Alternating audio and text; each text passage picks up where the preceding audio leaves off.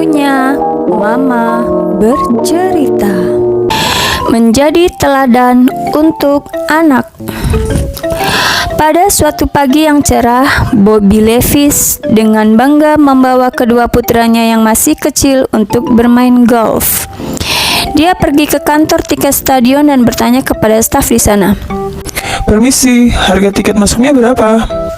Staf muda dari dalam menjawab, Untuk usia di atas 6 tahun harus membayar $3, dan untuk anak-anak yang di bawah usia 6 tahun, stadion kami mengizinkan masuk tanpa biaya.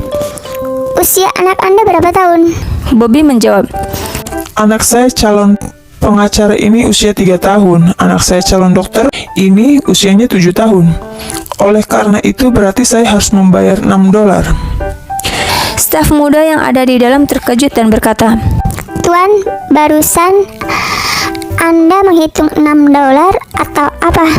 Awalnya Anda bisa untuk menghemat $3 untuk mengatakan bahwasanya anak Anda masih berumur 6 tahun. Saya juga tidak bisa melihat perbedaan karena hanya 1 tahun beda.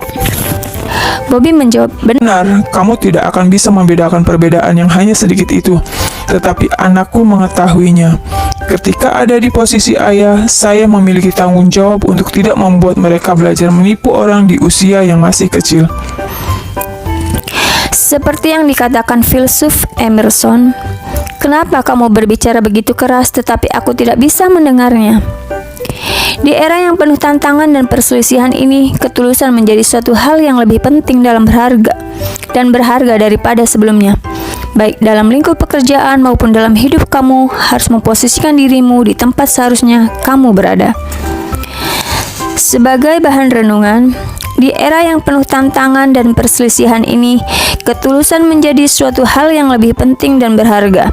Tidak peduli kapanpun, kita harus selalu tulus memposisikan diri di tempat seharusnya kita berada, dan kita tidak pernah membohongi orang lain. Cerita diambil dari buku Jadilah Orang yang Jujur.